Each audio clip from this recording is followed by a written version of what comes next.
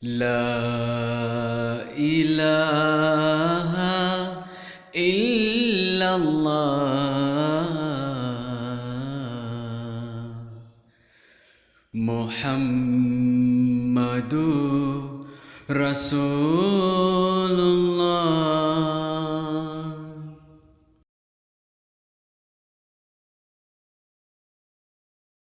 Hello viewers, Assalamu alaikum wa rahmatullahi wa barakatuh. I welcome you all to another episode of Misconceptions Removed. My name is Monica Said, your host. In this program, remember, we deal with quite a number of misconceptions in Islam. Today we are to handle, or we are to continue discussing the misconceptions around the Holy Quran. My guest is Sheikh Yassin Madoy. He is a missionary Ahmadiyya Muslim community, Uganda. He's going to be taking us through the misconceptions on the Holy Quran. You are most welcome on Misconceptions Removed. Thank you. There are scholars whom we hear that come out quite resolute and teach that there are verses in the Holy Quran which are outdated, verses which are non-functional, and the popular term used is abrogated verses from the Holy Quran. I find that to be controversial with the reference that I referred to in chapter 2 of the Holy Quran, verse 3.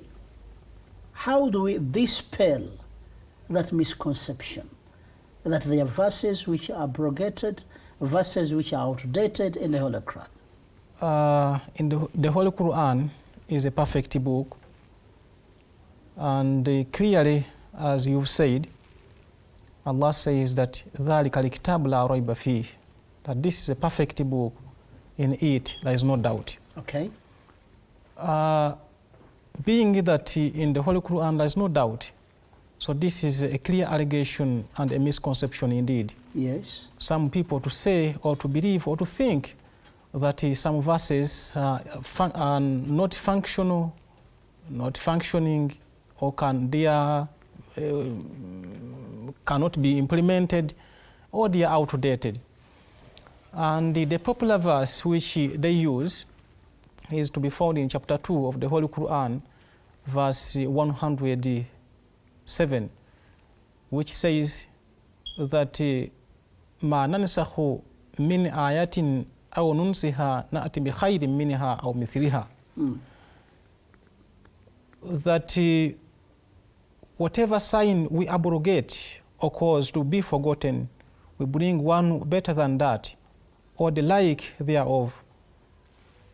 This is the popular verse which is presented by such people, and to be so specific, it is so absurd that such allegations, they are being uttered or presented by the Muslims themselves, holding it, so perfect, or holding fast on this belief that the Holy Quran, their own book, revealed book, to say it has some verses which are not functional, which are abrogated. To explain this, it should be understood that the words which render our brothers astray, they are nasikh wa nunsiha. The word nasakha, this word, nasakh shay, it is said that in Arabic language, if you say that nasakha shay, the thing was removed in English language, it say that azalahu wa abtalahu wa masakhu, usne kisi cheez ko mitadia, he removed something from there or wiped it away. Okay. Rub it away completely and remove it. Now the word nunsiha, answer rajul ashay, that a man forgot something. If you say that one in Arabic language, it means that hamalahu ala nisyanihi, that he forgot it. These are the two popular terms which are being used in this context.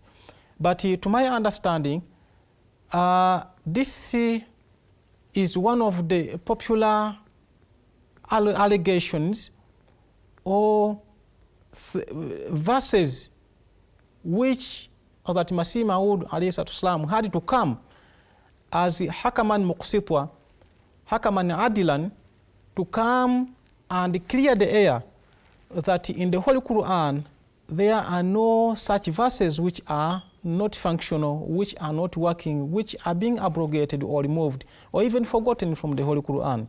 The Holy Quran, from Ba, that's Bismillah, to Sin, that is An-Nas, all the laws and commandments are functional, and not even a dot will be removed or even added.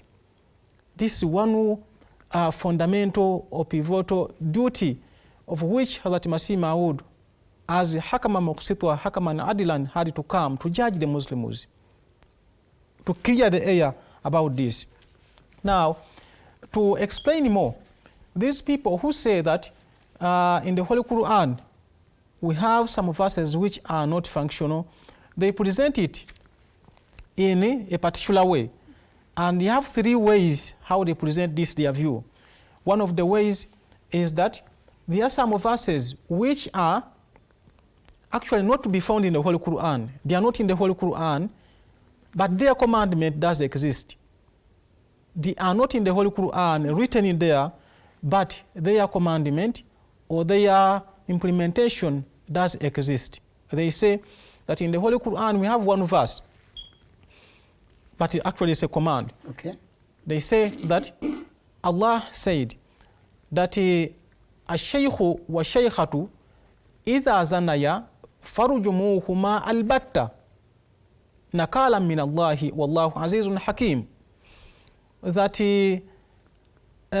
somebody who has committed fornication, a man or a woman, both are to be stoned to death, okay, as an exemplary punishment from Allah the Almighty. But this verse is not to be found in the Holy Quran anywhere, but its implementation or its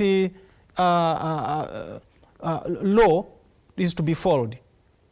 Allow me to ask you before we go any further, upon which basis do they stand boldly to propose or to suggest such notions?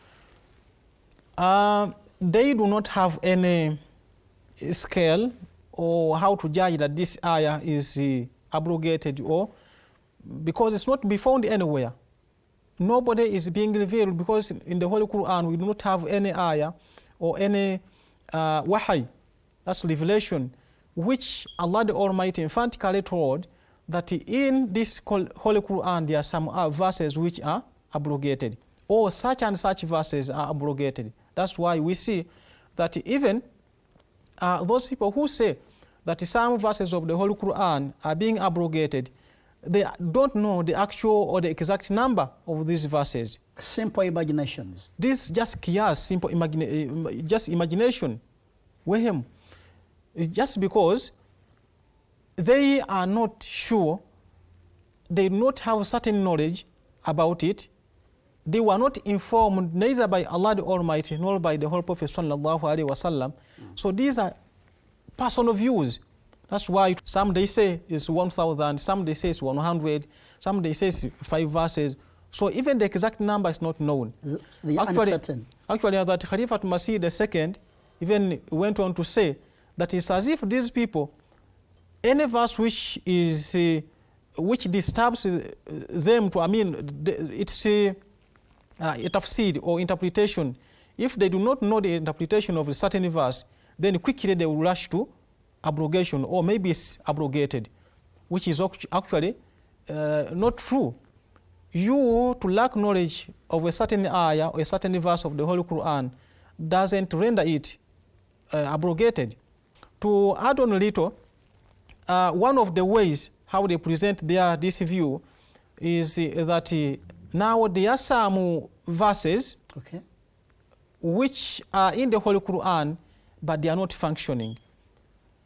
Meaning that at one time Allah revealed a certain commandment, and then at the other time revealed another commandment which removed the previous commandment. But all these verses are found in the Holy Quran. They say that now the verse, like for example, La ikraha fid din, that verse well is there in the Holy Quran, but the verses which permitted the Muslims to go on and do jihad abrogated this verse. How? If you say La ikraha fid din, no force in the religion. You can't force somebody to join the religion. You can't force somebody to be a Muslim. But then after reviewing the other verses, encouraging or giving the Muslims that freedom to go on and fight, then it now is allowed to force people to join Islam forcefully. Anybody you just force him to join Islam is allowed. Now the verse of La ikraha fid din was replaced by the verses or the permission by Allah the Almighty the Muslims to fight the kuffar or the mushrik. So that's the way they present it. And all of that is false. Completely false. And the other one is that they say that now there are some commandments, they are not there in action, they are not there in hukum, and also they are not to be found in the Holy Quran. They say Tawil al-Kaaba, Qibla, the changing of Qibla. This changing of Qibla, they say that we know very well that previously the Muslims were facing Baitul Maqdas during their prayer, namaz.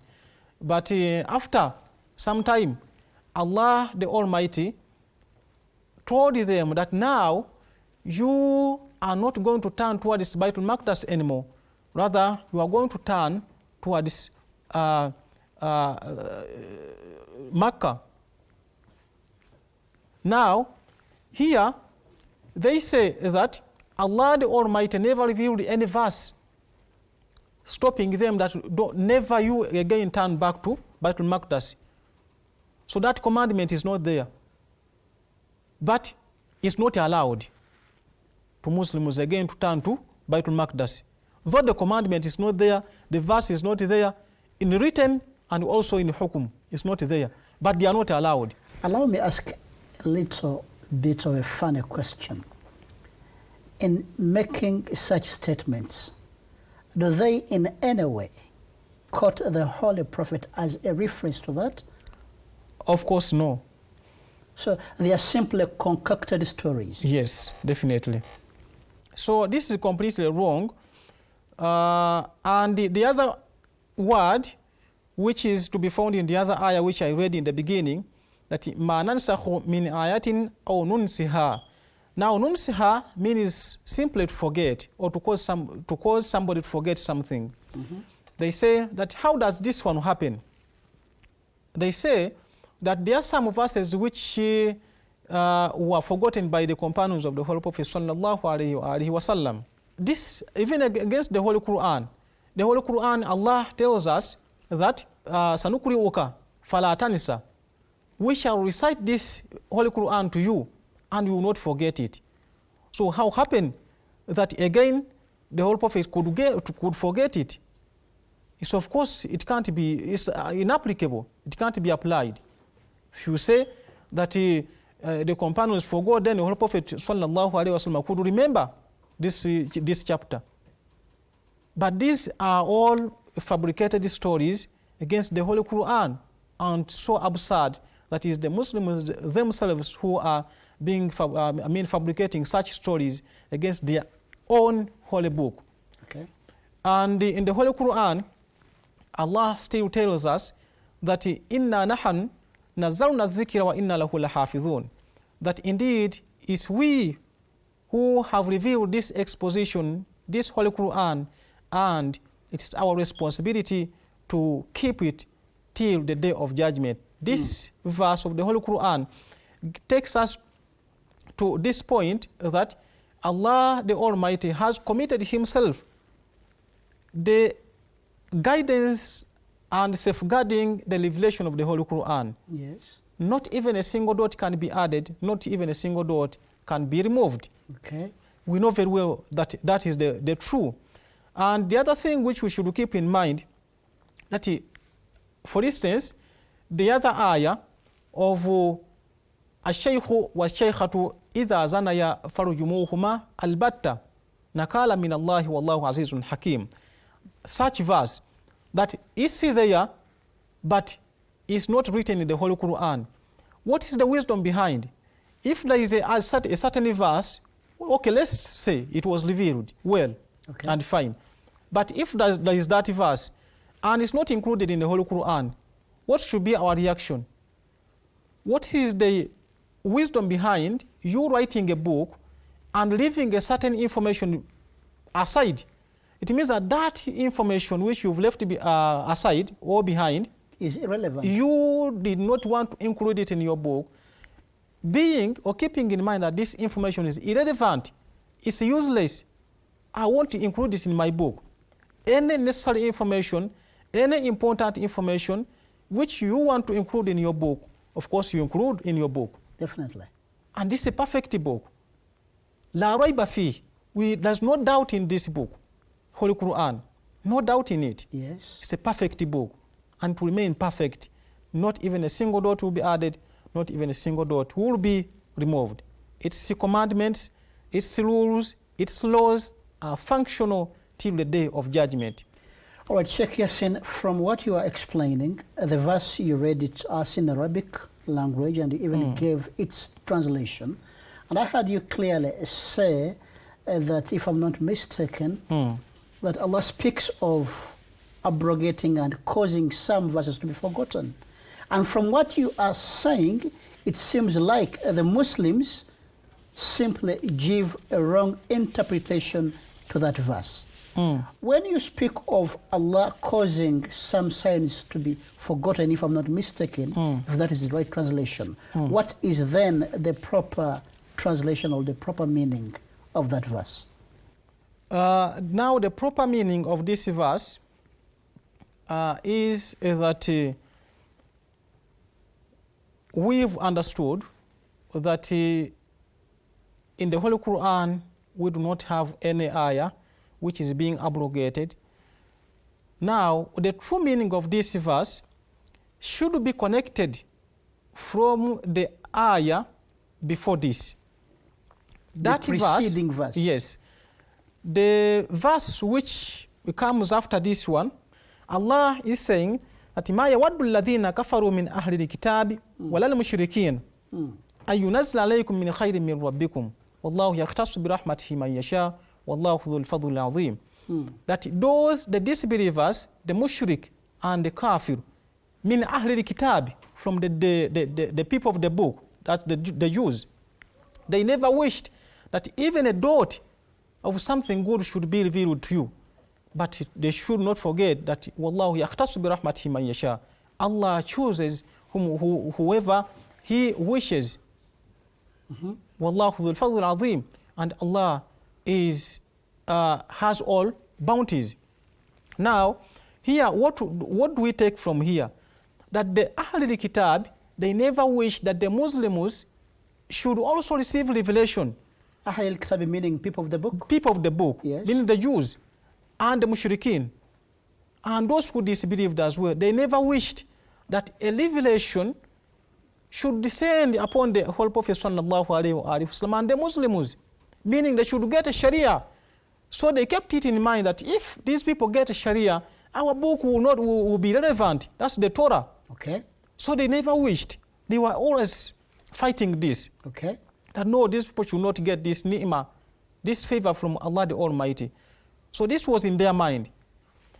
Because of this their concern, Allah the Almighty revealed another verse preceding this one, that ما ننسخ من آية أو ننسها نأتي بخير منها أو مثلها. That we do not abrogate any ayah or any sign or cause it to be forgotten. Rather, نأتي بخير منها أو مثلها. But we bring a certain ayah better than it or the like of it. So in this verse, Allah is answering the concern of the Jews that, if a book is being revealed, if a new revelation comes, then our book will be abrogated or will be inactive. Now, the concern of the Jews is also in this way that now we have a book. What's the need of the new law, the new Sharia? What's the need? I get you.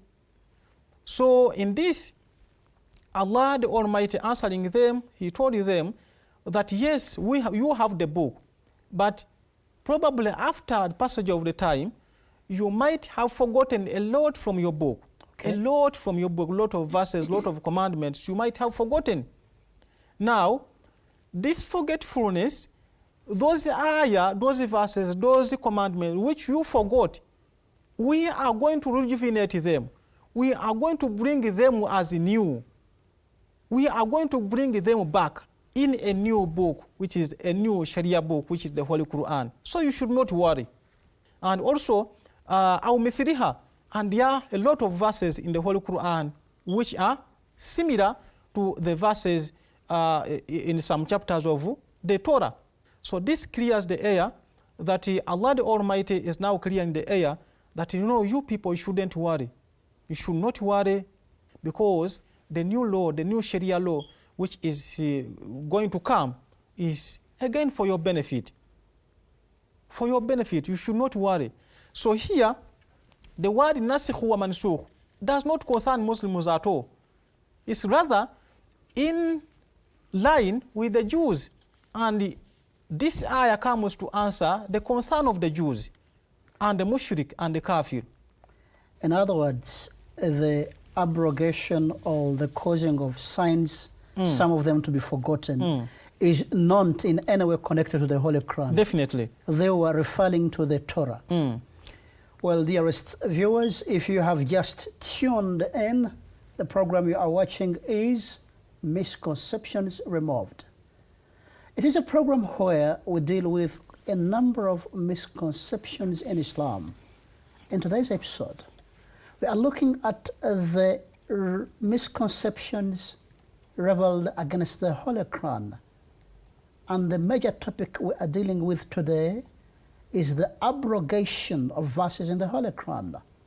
It has been cleared that there is no single dot, vowel or consonant that has ever been abrogated or removed from the Holy Quran.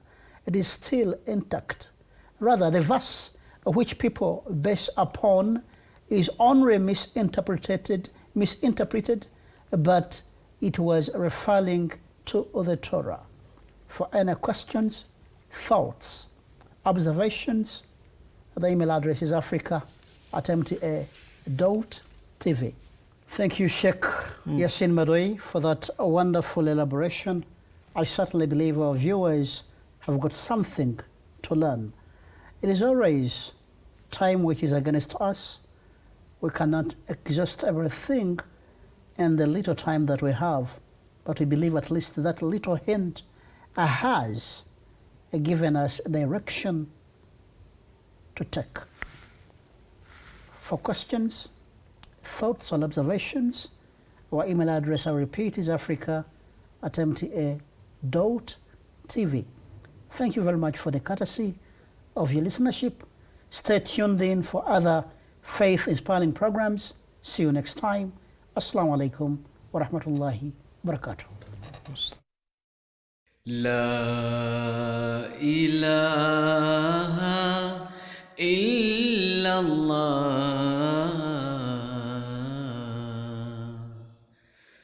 Muhammadur Rasul